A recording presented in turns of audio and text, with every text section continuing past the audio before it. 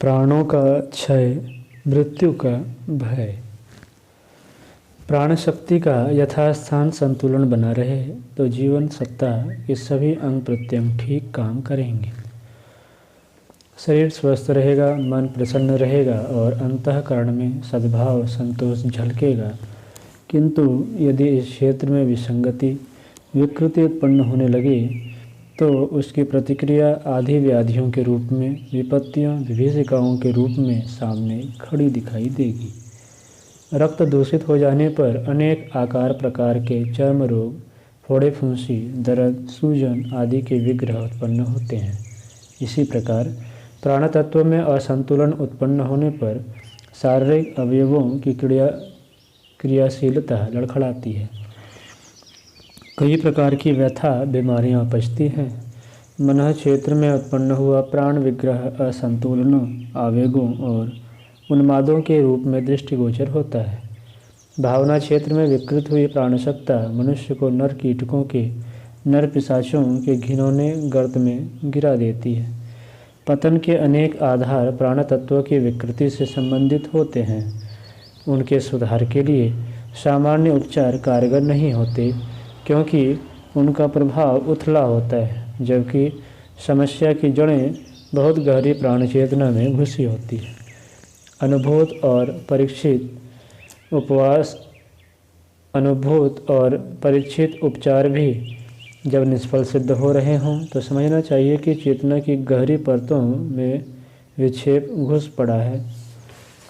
चमड़ी और कांटा चुभ गया हो तो उसे नाखूनों की पकड़ में दबाकर बाहर निकाला जा सकता है, किंतु यदि बंदूक की गोली आंतों में घुस गई हो तो उसके लिए शल्य क्रिया का आश्रय लिए बिना और कोई चारा नहीं। श्रीमती जेसी ट्रस्ट ने एक ऐसे व्यक्ति को चुना जो छोटी छोटी बातों से उत्तेजित हो जाता था। वह दिन में कई बार क्रुद्ध हो जाने के कारण बहुत दुबला पड़ चुका था।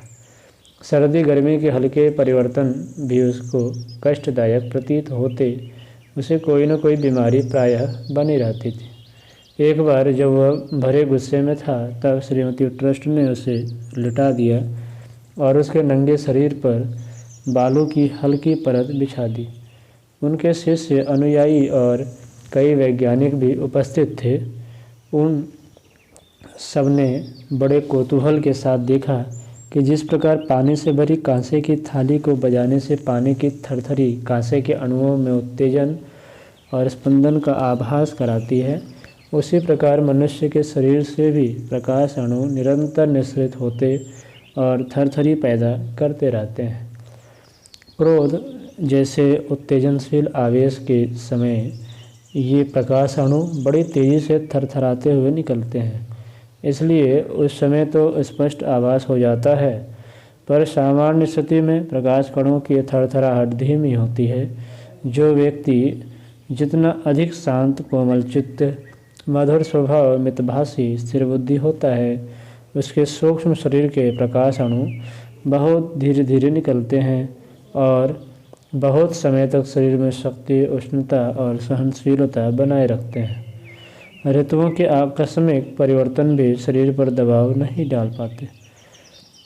नृतत्व विज्ञानियों को यह बात बहुत दिनों से मालूम थी कि शरीर में जाल की तरह फैले हुए ज्ञानतंतु मस्तिष्क तक कायगत जानकारियाँ पहुँचाते हैं और मस्तिष्क स्थिति को बेतरह बनाने के लिए आवश्यक निर्देश देता है। तदनुसार अवयव अपना अपना काम करते हैं, पर यह सब होता किस पद्धति से है, इस रहस्य पर पर्दा ही पड़ा हुआ था। ज्ञानतंतु का स्पर्शानुभव, क्षण भर में मस्तिष्क तक पहुँचना किस आधार पर संभव होता है, इसका कुछ पता नहीं चल पा रहा था। अनेक वर्षों से इस संदर्भ में बहुत प्रयोग चल रहे थे। 20 वर्ष से तो जीव भौतिकी की इस शाखा पर और भी अधिक ध्यान दिया गया। अंत में बहुत लंबे प्रयोग परीक्षणों के उपरांत इस रहस्य पर से पर्दा उठाने में 3 वैज्ञानिक सफल हो गए और उन्हें इस शोध के उपलक्ष्य में चिकित्सा शास्त्र का नोबेल पुरस्कार मिला। इन तीनों के नाम हैं, पहला हाजकिन, दूसरा हक्सले और तीसरा एक्लिस। इस त्रिगुट ने ज्ञान तंतुओं में एक विद्युत आवेग इम्पल्स की खोज की है और बताया कि यह बिजली किस तरह तंतुओं और मस्तिष्कीय कोषों के बीच दौड़ती है और टेलीफोन की तरह स्थिति का संवाद संकेत पहुंचाती लाती है। ज्ञान तंतु एक प्रकार के बिजली के तार हैं जिन पर विद्युतिक आवेगों के साथ संदेश दौड़ते रहते हैं। एक एक तंतु की लंबाई कई कई मीटर होती है। सब मिलाकर पूरे शरीर में इनकी लंबाई 1,00,000 मील से भी अधिक होती है। इनकी मोटाई 1 इंच के 100वें भाग से भी कम होती है। सारे मस्तिष्क में लगभग 10 अरब नस कोष्ठ न्यूरॉन हैं। उनमें से हर एक का संपर्क लगभग 25,000 अन्य नस कोष्ठों के साथ रहता है। इतनी छोटी सी खोपड़ी में इतना बड़ा कारखाना किस प्रकार संजोया गया है, इसे देखकर बनाने वाले की कारीगरी पर चकित रह जाना पड़ता है। यदि मनुष्य इतना साधन संपन्न इलेक्ट्रॉनिक मस्तिष्क बनाकर खड़ा करना चाहे तो प्रस्तुत विद्युत उपकरणों के आधार पर इस कारखाने के लिए इस धरती जितनी जगह घेरने की आवश्यकता पड़ेगी। ज्ञान तंतुओं से प्रवाहित होने वाले विद्युत आवेग 1 सेकंड में 300 फीट प्रति सेकंड के हिसाब से दौड़ते हैं। यहाँ यह प्रश्न उत्पन्न होता है कि इस मानवीय विद्युत की चाल इतनी कम क्यों है, जबकि टेलीफोन व्यवस्था के अनुसार शुद्ध बिजली प्रति सेकंड 1,86,000 मील के हिसाब से दौड़ती है।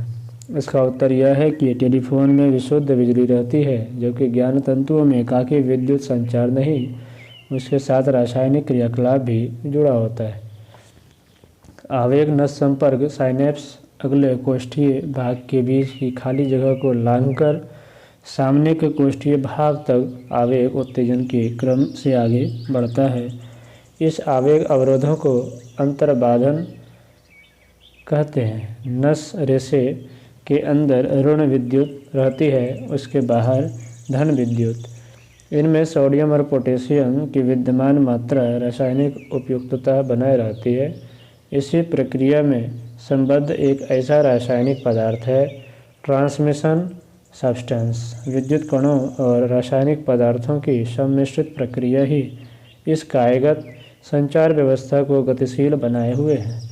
इस तथ्य के रहस्योद्घाटन से वैज्ञानिकों की कैथोड के ऑसिलोग्राफ, आइसोटोप टेक्निक तथा अन्य कतिपय प्रक्रियाओं को अपनाना पड़ा। अब ज्ञान तंतुओं से प्रवाहित विद्युत आवेगों की यथार्थता और उनकी गतिविधियों के बारे में इतनी जानकारी उपलब्ध है जिसे शंका का समाधान कहकर संतोष किया जा सके। निस्संदेह मनुष्य एक जीता जागता बिजली घर है।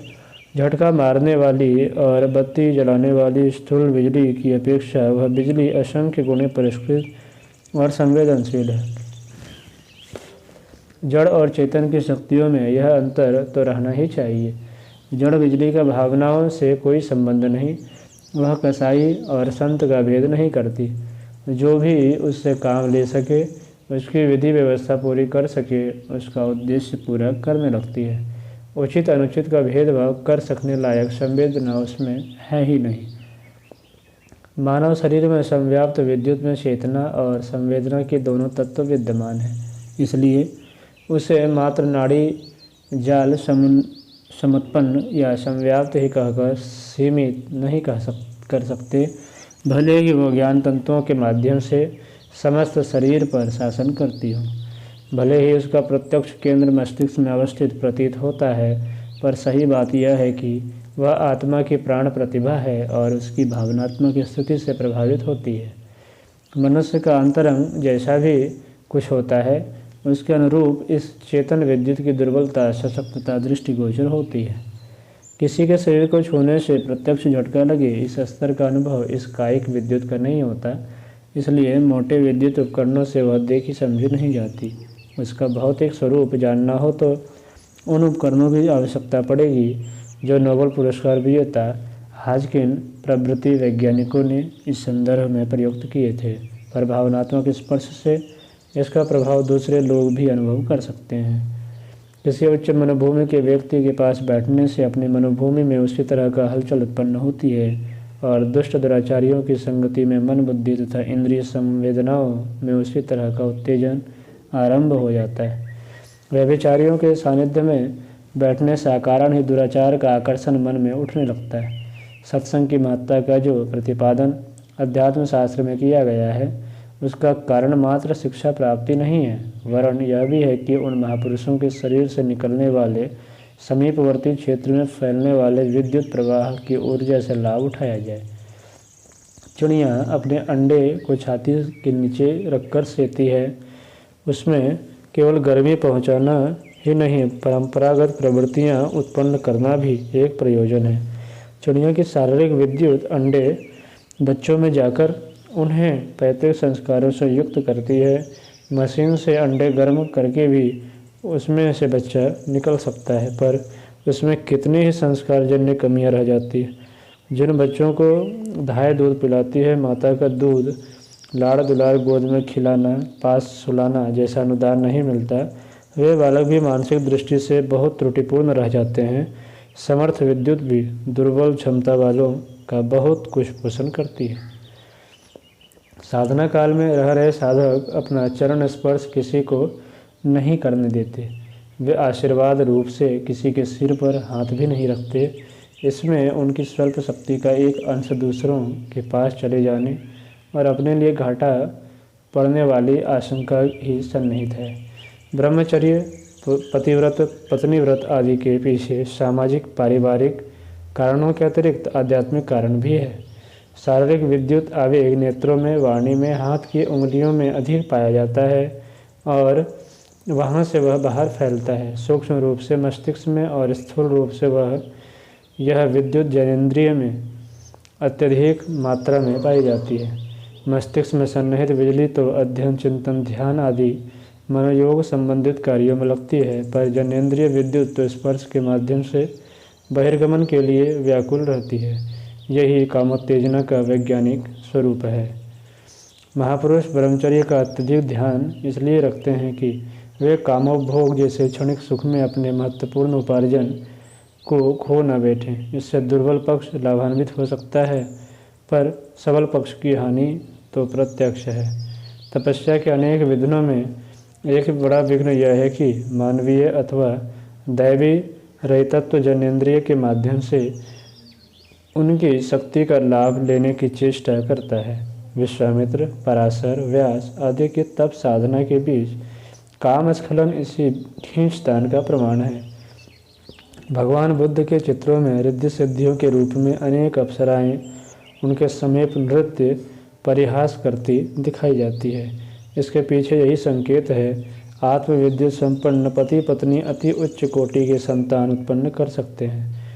भगवान कृष्ण ने रुक्मिणी सहित तीव्र तप बद्रीनारायण में करने के उपरांत एक ही पुत्र पैदा किया था, प्रद्युम्न, जो कृष्ण के समान ही रूप, गुण आदि विशेषताओं से संपन्न था।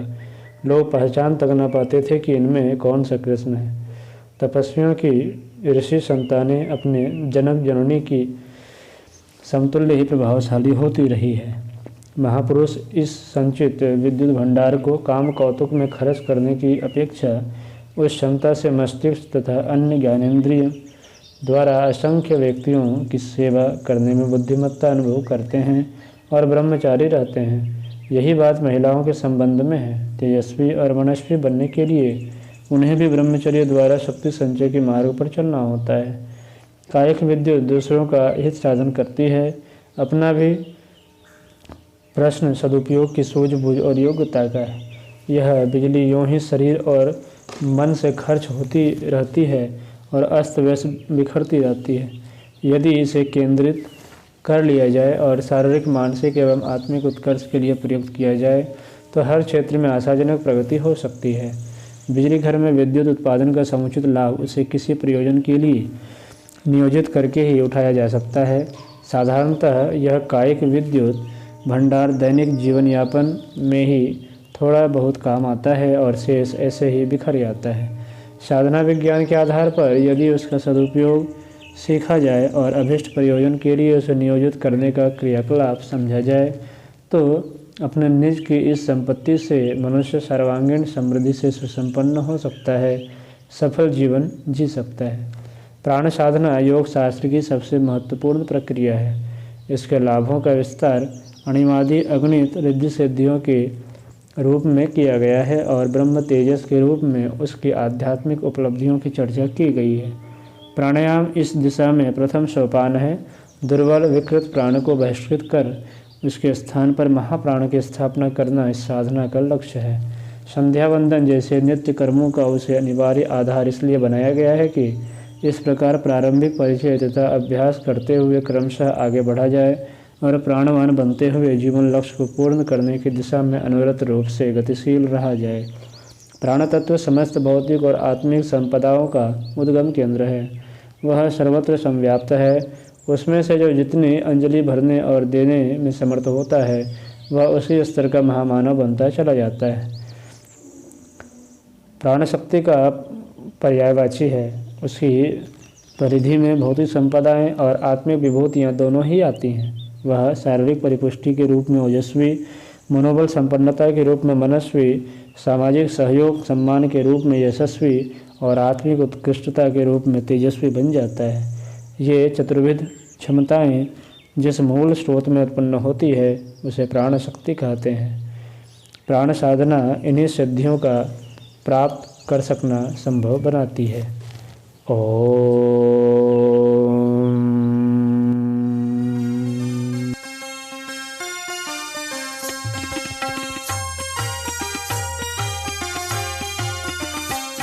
चलो गुरुदेव के सपने सजाने की शपथ ले ली। चलो गुरुदेव के सपने सजाने